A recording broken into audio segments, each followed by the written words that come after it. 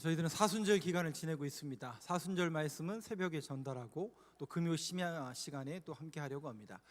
이번 주부터는 제가 여호수아서 강해를 하려고 합니다.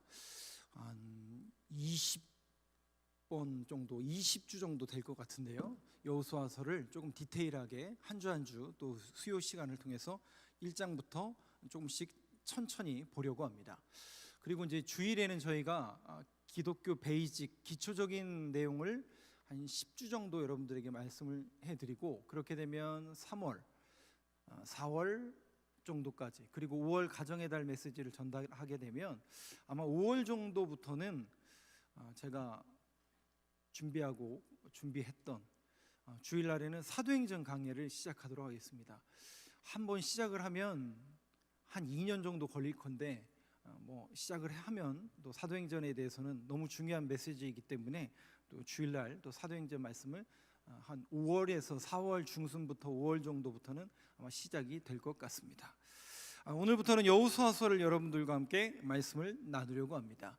여호수아서를 딱 정의하는, 제가 몇 주간에 걸쳐서 계속 말씀을 전하겠지만, 우리가 마가복음 강해를 작년에 이렇게 들으면서 무리 속에서 제자가 되라고 제가 계속 메시지를 전달했던 것처럼, 여호수아서는 우리에게 딱 두 가지 교훈을 주라고 하면 두 가지를 이야기합니다. 믿음과 순종입니다. 믿음과 순종입니다. 여호수아서를 어떤 리더십 강의나 어떤 여호수아의 성공기를 통해서 한 인간의 승리자가 됨을 나타내는 책이 절대로 여호수아서는 아니고요, 믿음과 순종입니다.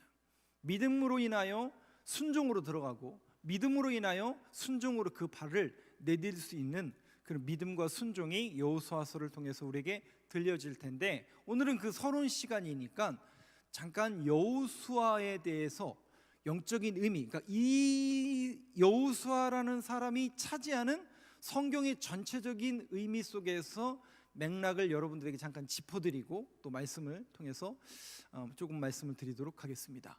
여호수아, 여기 앉아 계시는 분 중에 여호수아 모르는 분은 아무도 안 계시잖아요. 여호수아의 이름이 뜻이 뭐예요? 네네, 그거예요. 여호수아라는 이름하고 같은 이름이 호세아라는 이름이고, 호세아는 우리 성경에 선지자가 나오고, 북이스라엘, 나중에 남유다 북이스라엘로 나뉘었을 때 북이스라엘의 마지막 왕이 호세아, 남유다의 마지막 왕이 호세아였던 거, 시드기야 북이스라엘 호세아였던 것을 볼 수 있습니다. 호세아, 여호수아, 우리나라 말로는 다른 발음처럼 들리지만 유대인들에게는 한 글자가 추가되어서 여호수아가 되고 한 글자가 모자람으로 호세아가 되는 겁니다. 그래서 호세아나 여호수아나 구원자라는 뜻을 갖고 있습니다. 뭐라고요? 구원자. 하나님만이 우리의 구원자가 되십니다. 한 글자를 찍으면 하나님만이 우리의 구원자가 되십니다. 호세아 이렇게 부르면 구원자, 누가요? 하나님이 우리의 구원자가 되심을 이름으로 기록하고 있고, 그 이름을 여호수아라는 인물을 통해서 드러내고 있고, 오고 오는 후손들에게 호세아, 여호수아라는 이름은 아주, 저 어렸을 때 한때 목사님들 자녀 이름을 딱 들어서 알 수 있었잖아요. 유행처럼 저랑 비슷한 시기를 살아갈 때 목사님 아들 이름만 보면 딱 알잖아요. 시몬, 요한, 반석. 그래서 저희 신학교에 보면 학번마다 반석, 요한, 시몬 안 빠진 적이 없어요.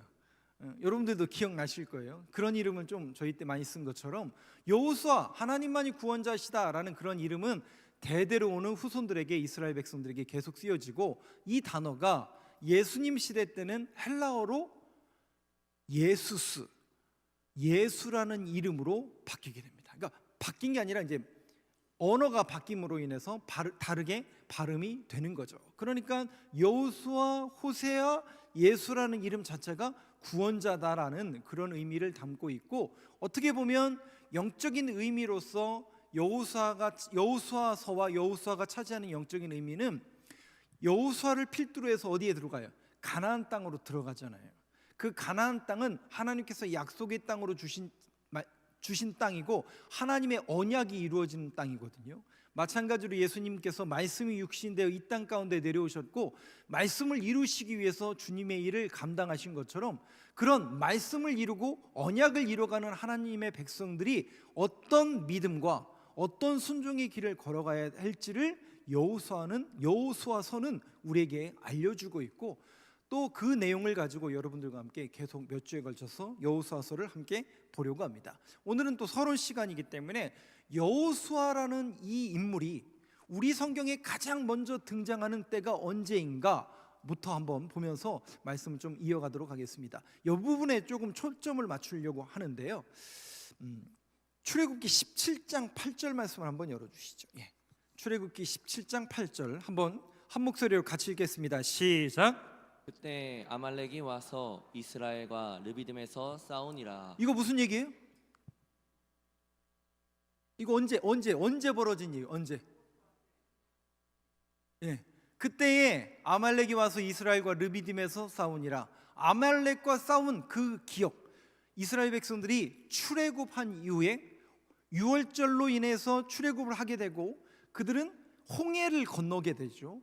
홍해를 건너자마자 맞닥뜨린 위기가 뭐였냐면, 그때에 홍해를 건너자마자 그때에 아말렉이 와서 아말렉을 만나는 어떻게 보면 민족의 위기, 이스라엘 백성들의 광야 생활의 위기를 겪게 되는데, 여기 보면 르비딤에서 뭐 했다고요? 싸우니라. 근데 말씀을 한번 잘 생각해 보세요. 싸운다라는 것은 전투한다라는 얘기고, 전투한다라는 것은 양 국가가, 원수가 되는 양 국가가 병사를 동원해서 전투를 하는 겁니다. 그러면 여러분 생각해 보세요. 이스라엘 백성들은 뭐 하던 사람들이에요? 네? 이 사람들 홍해 건너기 전에 430년 동안 노예 생활하던 사람들이에요. 근데 아말렉은 누구냐면 겐족 속의 후손으로서, 이 에서의 후손이요 겐족 속의 후손으로서 아라비아 지역, 그러니까 근동 지역에서 텐트 치면서 호전적인 부족이라고 하죠. 남의 거 약탈하는 부족이에요.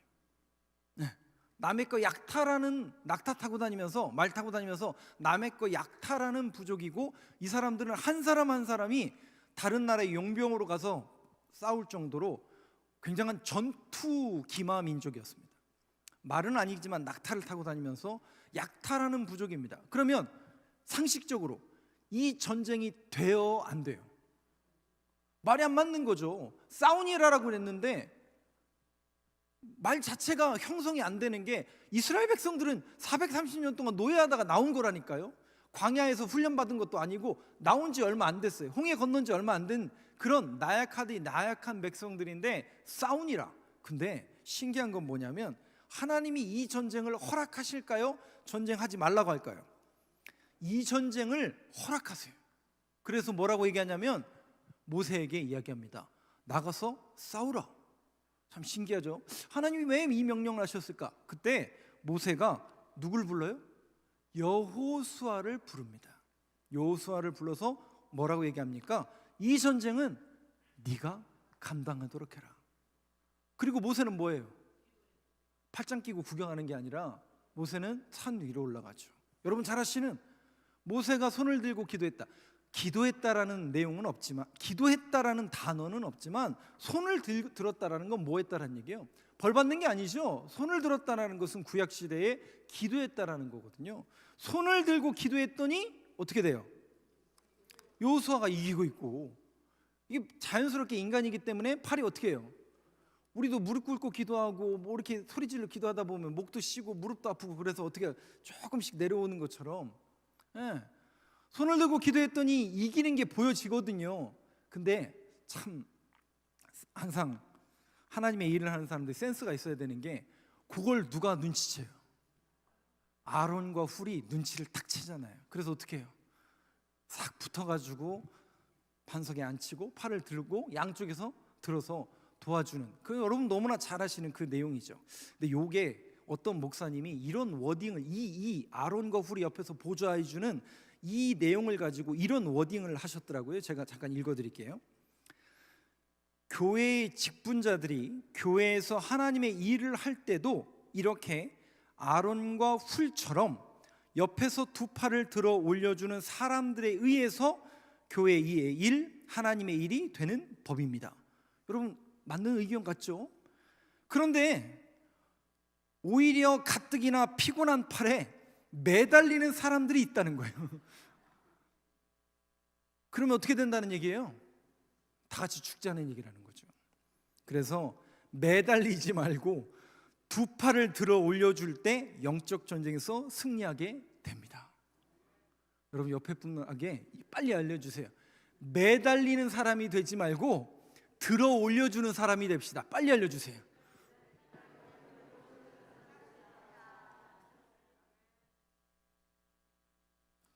감사합니다. 이것은 비단 담임 목사를 이렇게 해라 그런 내용이 아닙니다. 하나님의 일을 하는 모든 이들에게 여러분들이 항상 도와주셔야 되고 함께 합력하여 선을 이루는 교회가 되어야 됩니다. 누구의 것도 아니고요. 누구 하나 물론 그런 영향력은 당연히 담임 목사가 영향력은 있지만 그런 영향력으로 인해 한 명 또 성도 가운데 한두 명의 영향력으로 인해서 교회가 올라갈 수도 있어요. 그러니까 크게 갈 수도 있지만 그분들은 은퇴 안 하나요? 그렇잖아요. 그러면 어떻게 돼요? 그럼 나중에 어떻게 돼요? 야, 큰일 났다. 저분 큰일 난 게 이상한 거예요, 여러분. 당연히 대비를 해야 되고 준비해야 되는 거죠. 여러분 그분 없다고 하나님의 일이 안 되나요? 아니죠. 그게 그 시스템 자체가 더 문제가 있는 거죠.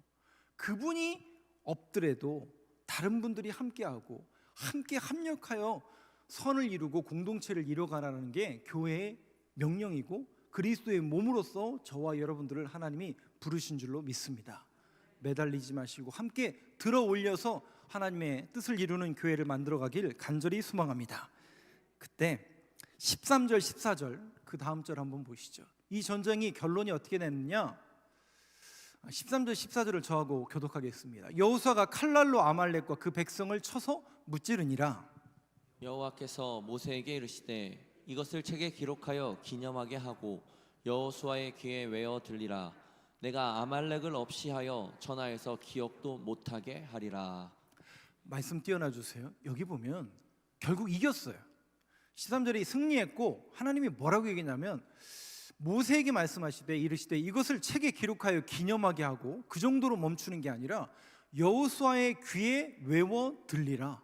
아주 마음판에 새기게 하고 외우게 해라.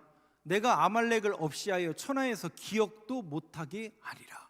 여기 아말렉이 등장합니다. 제가 이 아말렉에 대해서 여러 번 설교를 말씀을 드렸기 때문에 여러분들이 들으신 분도 생각이 나시겠지만 그 앞부분을 다시 제가 결론을 이걸로 안 내겠지만 오늘은 아말렉이 주인공이긴 하지만 영적인 부분만 건드릴 것이기 때문에 결론을 이야기하지 않고 이 아말렉이 성경에서 차지하는 왜 여호수아를 필두로 해서 여호수아서를 기록할 때에 여호수아가 등장하는 첫 번째 장면에서 아말렉이라는 이 부족과의 전쟁이 왜 성경에 기록되었을까? 이 부분에 대해서 영적인 부분에 대해서 초점을 맞추려고 하는데요. 16절 한번 또 보시죠. 아말렉을 염두에 두시면서 한번 말씀을 조금 더 이어가겠습니다. 16절 한번 보시죠. 같이 읽겠습니다. 시작. 이르되 여호와께서 맹세하시기를 여호와가 아말렉과 더불어 대대로 싸우리라 하셨다 하였더라. 여호와께서 맹세하시기를 여호와가 아말렉과 더불어 대대로 싸우리라 하셨다 하였더라. 전쟁이 끝난 거예요? 아직 진행 중인 거예요? 실질적으로 둘 다 맞다고 하더라고요. 왜냐하면 그 전쟁은 끝난 건 맞지만 앞으로 또 아말렉과의 전쟁은 계속 이어집니다. 사울왕 다윗 거기서 멈추지 않아요. 나중에 에스더 이야기까지 갑니다. 그러니까 이 아말렉과의 전쟁이 1450년경에 홍해를 건넜다면 출애굽을 했다면 이 전쟁의 이야기가 에스더서 AD BC 500년까지 그러니까 1000년에 걸쳐서 아말렉과의 전쟁은 계속 진행됩니다. 그러면 이 아말렉이라는 부족을 통해서 영적인 의미, 우리가 어떤 것이 우리에게 아말렉이라는 영적인 의미가 있는가, 이 아말렉의 정체가 뭘까, 거기에 잠깐 초점을 맞춰서 말씀을 조금 드리도록 하겠습니다. 창세기 36장 12절 한번 보시죠. 아말렉이라는 이 부족이 원래 누구의 후손인가 같이 한번 읽어보겠습니다. 시작. 에서의 아들 엘리바스의 첩 딘나는 아말렉을 엘리바스에게 낳았으니 이들은 에서의 아내 아다의 자손이며. 아말렉이 누구의 자손이에요? 에서의 후손이에요. 에서는 누구의 형이었죠? 야곱의 형이었습니다. 에서와 야곱, 영적인 의미가 뭘까? 25장 34절을 한번 보시죠. 에서와 야곱의 영적인 의미, 우리가 너무나 잘 아는 그 팥죽 팔아먹은 사건, 그 사건을 한번 여러분들이 잘 아실 텐데 이 내용을 한번 같이 읽어보겠습니다. 시작. 야곱이 떡과 팥죽을 에서에게 주매 에서가 먹으며 마시고 일어나 갔으니 에서가 장자의 명분을 가볍게 여금이었더라. 말씀을 띄어놔 주세요. 에서가 어떻게 했다고요? 반대로 그럼 야곱은요? 장자의 명분을 무겁게 여겼겠죠. 가볍게 여기지 않고 무겁게 여겼겠죠. 그것이 바로 뭐냐면 야곱이 야곱인 이유예요. 지난 시간 제가 주일 또 여러 번 야곱에 대해서 말씀을 드렸지만 나중에 또 창세기 강의할 때 야곱에 대한 이야기 하겠지만 그런 인생이 없어요. 태어나자마자 속이고 근데 하나님이 참 신묘막측하죠. 그 야곱을 연단시키기 위해서 누굴 만나게 해요? 야곱보다 더한 놈을 만나게 하시더라고요. 그러니까 이게 인생이라는 게, 그러니까 빨리 여러분 두 손 들고 하나님 앞에 빨리 오세요. 매 맞고 오지 마시고, 오늘도 어떤 권사님 만나가지고 말씀드리는데 맞고 오실래요? 그냥 오실래요? 빨리 돌아오셔야 됩니다. 야곱이 그런 인생을 살았지만 성경이 기록되는 이유는 장자의 명분 때문에 그래요. 왜? 이 장자의 명분을 통해서 누가 오시냐면 메시아가 오시거든요. 그러니까 많은 신학자들이 장자의 명분을 무겁게 여긴 야곱의 신앙 고백을 어떻게 여기냐면, 야곱의 방법은 다 틀렸잖아요. 그러나 그의 신앙 고백만은 뭐였냐? 나는 죄인입니다. 그래서 누가 필요하다라는 거예요? 메시아가 늘 필요합니다. 속여서 어떻게 해서든지 무엇인가를 이뤄내려고 하는 방법은 틀린 야곱이지만 그의 신앙 고백만큼은 옳았다라는 것이죠. 그러면 반대로 에서는 어떻다는 거예요?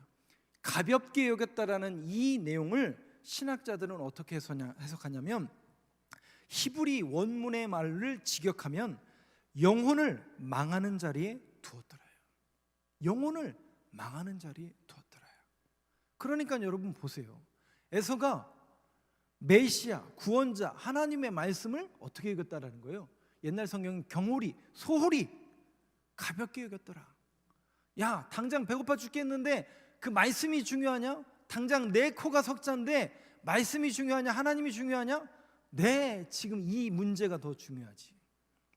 그렇게 가볍게 여기는 인생이 아니라 야곱은 하나님의 말씀, 이것은 내 인생과도 바꿔야 될. 그러니까 여러분 생각해 보세요. 그 팥죽 한 그릇 팔아먹고 또 장자의 축복을 받은 사건이 우리가 볼 때는, 우리가 믿음이 없고 우리 이제 일반적인 시선에서 볼 때는 그게 무슨 대수고 누구를 때려 죽일 그런 이야기냐라고 보일지 모르지만 여기에는 엄청난 신앙 고백이 담겨져 있다라는 것이죠. 그런데 에서가 어떤 사람이라고요? 영혼을 망하게 두는 자리에 살아갔던 그 자손의 후손이라고요. 그러니 이 아말렉이라는 이 민족이 어떤 민족인지 그 근거와 뿌리가 바로 하나님과 하나님의 백성과 대척점에 서는 그런 편에 서는 사람들이라는 것을 우리는 대번 눈치를 채야 되는 거죠. 자, 그런데 여기서 우리가 한 가지 잘 곰곰이 생각해 봐야 될 게 뭐냐면, 자, 이스라엘 백성들이 출애굽해서 홍해를 건너서 아말렉을 만났어요. 그러면 반대로 출애굽을 안 했으면 아말렉을 만날 일이 있었을까요? 없었을까요? 예? 없죠. 그렇잖아요? 출애굽을 안 하면, 그죠? 안 하면 홍해를 건널 일도 없고 아말렉을 만날 일이 없어요. 그죠? 정확하죠? 이게 뭘까? 여러분, 이게 뭔 얘기일까요? 출애굽이라는 게 뭐예요? 유월절이 뭐예요? 예수 그리스도의 어린 양의 피로써 우리가 죽음으로부터 그 문턱을 넘은 거예요. 그 유월절을, 예수 그리스도의 어린 양의 피를 통해서 우리가 누구의 자녀가 된 거예요? 그 사실을 믿는 모든 이들에게 하나님의 자녀요, 예수의 자녀요, 예수의 백성이 되는 권세를 우리에게 하나님의 자녀가 되는 권세를 우리에게 주신 거라고요. 우리는 신분이 바뀐 거예요. 신분증이 새로 나온 건 아니지만 신분이 하나님의 자녀로 바뀌었다고요. 그래서 어떻게 하는 거예요? 출애굽시키는 거예요. 하나님이 너희는 더 이상 거기 애굽에서 살지 말고 하나님의 자녀가 된 신분으로서 출애굽시킨 거라고요. 근데 그 자리에 계속 있었으면 누굴 만날 일이 없다고요? 홍해를 건널 일도 없고 아말렉을 만날 일이 없었다는 것은 뭐냐면, 하나님을 모르고 예수 그리스도를 믿지 않았다면 아말렉과 같은 이런 호전적인 부족을 만날 일이 있다는 얘기예요? 없다는 얘기예요? 정확하게 여러분, 이게 하나님의 자녀가 되면, 교회를 다니게 되면 만사 형통해서 늘 기도하면 응답받아서, 안 맞던 시험에 우리 자녀가 맨날 100점 맞고 안 나던 아팠던 것도 막 그냥 다 낫고 그냥 형통하고. 아니, 제가 이런 얘기하는 게 우습잖아요. 제가 여러분들이 신앙생활 저보다 오래 하신 분들이 많이 앉아 계셔서 여러분들이 더 잘 아시잖아요. 그게 아니라는 걸 다 알잖아요. 그게 다가 아니라는 걸 이제 우리는 다 알잖아요. 물론 하나님의 그런 초자연적인 역사와 영적인 능력은 반드시 있습니다. 그러나 그게 다가 아니다라는 걸 이제 우리는 알잖아요. 그리스도께서 우리에게 뭘 원하시는지, 성숙한 그리스도인이 뭘 원하시는지 우리는 안다고요. 근데 그렇게 하나님의 자녀가 되면 누굴 만난다고요? 아말렉을 만난다고요. 그럼 이 아말렉이 도대체 뭐예요? 예수를 안 믿었으면 만날 일이 없었는데 예수를 믿음으로 인해서 우리는 아말렉을 만난다고요. 그래서 많은 신학자들은 영적인 아말렉에 대해서 이렇게 얘기합니다. 바로 우리가 예수 믿기 전에 옛사람의 흔적들이죠. 예수 믿기 전에 옛사람의 그림자들이죠. 근데 그게 어떻게 해요? 스물스물 올라오는 거죠. 안 올라오는 게 아니잖아요. 우리가 신분은 바뀌었고 예수 믿는 사람이요, 교회 다니는 사람이요, 목사이지만 옛사람의 그 어두운 그림자가 올라와요, 안 올라와요? 제가 이렇게 표현하니까 이해가 안 되세요? 그거 있잖아요. 그냥 대놓고 얘기하면 술 먹던 거, 담배 피던 거, 슬리퍼 신고 이렇게 다니던 거, 침 뱉고 무단횡단하던 거, 법이 있어야만 살던 것, 그 옛사람의 그 흔적들이 있잖아요. 그게 스물스물, 조금 더 리얼하게 말씀드릴게요. 여러분들이 담배를 안 피시니까 모르시겠지만 담배를 피워보신 분들은 아시는데 끊어도 완전히 끊어진 사람 없어요. 어떤 분이 그런 얘기를 하시더라고요. 어떤 때는 그 냄새가 너무 구수하게 들린대요. 여러분들 안 펴보셔서 모르겠지만 펴보신 분들은 아실 거예요. 저도 소실적에 펴봐서 알아요. 끄는 게 아니라 안 하는 거예요. 끊어진 게 아니에요. 내가 하나님의 자녀가 됐기 때문에 안 하는 거예요. 저도 저기 밖에 지금 지나간 저 사람 있잖아요. 저 사람처럼 손에 담배 피고 슬리퍼 신고 우산 이렇게 들고, 저도 옛날에 그렇게 살고 돌아다녔어요. 저도 편하게 그렇게 다니고 싶어요. 그러면 돼요? 안 돼요? 안 되는 건 없죠. 누가 그렇게 성경에 목사는 슬리퍼 신으면 안 된다, 담배 피우면 이런 거 써놓은 적 없거든, 성경에. 목사의 자격에 그런 게 없어요. 안 하는 것뿐이에요. 왜? 제 모습을 보면서 우리 성도님들이 시험 들까 봐. 저것도 목사야? 이 소리 듣기 싫어서 우리가 안 하는 것뿐이에요. 그 옛사람이 올라와요, 안 올라와요? 올라온다니까요. 하루에도 12번. 제가 얼마 전에는 설교를 하다가 분노를 해가지고 죄송했어요. 여러분들은 눈치를 못 챘겠지만 분노가 되니까요, 이게 목소리가 안 나와가지고 저도 깜짝 놀랐습니다. 이게 이러면 안 돼요. 우리가 좀 성령의 열매가 맺혀야 되는 사람들이 분노가 어디 있어요? 성령 열매예요. 근데 이게 아직도 우리의 옛사람이 그 흔적이 스물스물 올라온다고요. 그래서 여러분, 사도 바울이 자신의 사랑하는 애제자요 아들과 같은 그 제자인 디모데에게 하나님이 주신 모든 것이 선하심에 감사함으로 받으면 버릴 것이 없나니 하나님의 말씀과 기도로 거룩하여짐이라. 다른 것 없습니다. 우리 신앙인들은 하나님의 말씀과 기도로 거룩해져서 그거를 이겨내는 거예요. 그러니까 이게 아말렉이라는 이 영적인 어둠의 그림자가 늘 우리 저 뒤에서 호시탐탐 노리고 있다가 어떻게 해요? 저와 여러분들이 영적으로 낙심되고 좌절되고 마귀에게 틈을 주지 말라고 이야기한 것처럼 틈을 줄 때마다 이게 쫙 올라오죠. 그래서 분노해서 야 내가 그러고도 막 소리를 내고 분노하고, 근데 지나고 나면 내가 왜 그랬지? 그래도 네가 목사인데 네가 참아야지.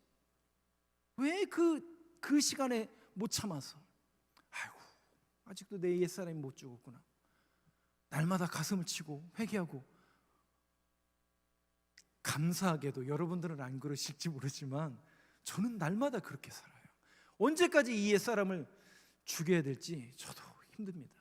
영적으로 어렵다라는 게 뭐냐면 이런 영적인 전쟁이 날마다 우리의 삶 속에 벌어지고 있다라는 게 문제라는 것이죠. 오늘 우리 안에 남아있는 그 영적인 어둠의 세력들인 아말렉이 반드시 여러분들 안에도 있을 거예요. 그것을 끊어낼 수 있는 용기를 주님께서 주시길 간절히 소망합니다. 하나님의 말씀과 기도로 거룩하여 지민이라. 여러분들이 이 사순절이라는 특별 새벽 기도회를 왜 합니까? 왜 특별이라는 단어를 붙입니까? 옛날에는 육신을 쳤다고 하죠. 고행을 하기 위해서 자신의 몸을 채찍으로 쳤다고 하죠.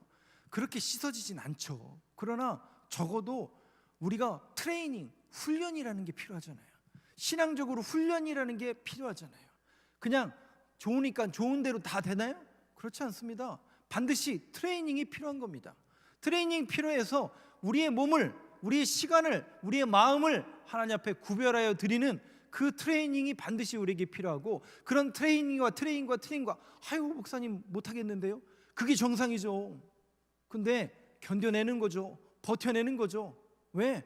하나님의 일이라고 생각되니까, 하나님의 영광을 위해서 한다고 하니까, 하나님이 기뻐하시는 일이라고 하니까, 그러니까 그 일을 하고 그렇게 1년을 2년을 어느 날 소실적이든 못하던 11조를 어느 날 내가 하고 있고, 새벽 예배 못하던 것을 새벽 예배를 드리고 있고, 말씀 이해도 안 되고, 근데 어느 날부터 성경을 내가 읽고 있고, 뭐가 된 거예요? 성숙이 된 거죠. 성숙이. 마지막으로 오늘 말씀 여호수아서 1장 2절 말씀을 한번 보시죠. 이 영적인 아말렉을 끊어내야 되고, 주님께서는 결국 이 여호수아에게 이러한 명령을 남기십니다. 2절 말씀 같이 한번 읽어보겠습니다. 시작. 내 종 모세가 죽었으니 이제 너는 이 모든 백성과 더불어 일어나 이 요단을 건너 내가 그들 곧 이스라엘 자손에게 주는 그 땅으로 가라. 결국 주님의 명령은 뭐냐면 너는 일어나 내가 주는 그 땅으로 가라예요. 너는 일어나 그 땅으로 가라. 왜 여기에서 여호수아가 낙심하고 좌절했는지에 대한 것은 다음 주에 제가 말씀을 드리고, 너희는 일어나서 내가 주는 그 땅으로 가라. 결국 하나님께서 말씀하시는 게 뭐냐면 가나안 땅으로 들어가라는 거예요. 자, 그런데 가나안 땅에 대한 오해가 있습니다. 여러분, 가나안 땅은 어떤 곳이에요? 가나안 땅 이꼴 천국으로 해석하면 맞아요, 틀려요? 이건 다른 게 아니라 틀린 거예요. 가나안 땅은 천국이, 아니 생각해 보세요. 천국이면 전쟁이 벌어져야 돼, 안 벌어져야 돼요? 그렇잖아요. 말이 안 되잖아요. 그럼 이게 무슨 얘기예요? 하나님께서 약속으로 우리에게 주신 땅은 맞지만 영적인 아말렉을 끊어야 되고, 즉 진멸하라고 그래서 거기를 다, 그러니까 안 믿는 사람하고 싸워 이겨라, 이 얘기가 아니라니까요. 다시 서두로 올라갈까요?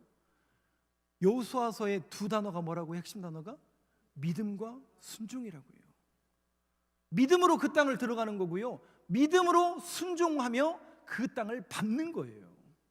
비록 아말렉이요, 비록 어둠의 세력들이 거기에 있지만 어디에 있어요? 우리가 예수 믿은 다음에 온통 보이는 게 다 영적인 아말렉이요, 이 세상은 가나안 땅과 같은 곳 아닙니까? 천국이 아니잖아요. 가나안 땅이잖아요. 이미 그 땅을 차지하고 사는 사람들이 있잖아요. 그 사람들과 어떡하라고요? 다 때려 죽이실 거예요? 아니죠. 믿음으로 순종하며 그 땅을 내딛는 겁니다. 그걸 누가 보는 거예요? 안 믿는 사람들이 보는 거예요. 이상하구나. 뭔가 다르구나. 똑같은 문제를 당했는데, 똑같은 아픔을 겪었는데 뭔가 저들은 다르구나. 뭔가 있구나. 뭔가 구별됨이 있구나. 그거를 훈련하는 땅이 가나안 땅입니다. 사랑하는 성도 여러분, 오늘도 또 계속 우리는 여호수아서를 계속 읽을 겁니다. 믿음과 순종. 하나님 이 여호수아서를 통해서 우리에게 믿음을 주시고 순종으로 말씀을 의지하여 그 땅을 밟을 수 있는 순종의 믿음을 저희들에게 허락하여 주시옵소서. 그렇게 여러분들이 이 여호수아서가 끝마쳐질 쯤 때에는 정말 믿음이, 그 순종이 더욱더 업그레이드 되는 저와 여러분, 우리 교회가 되길 간절히 소망합니다.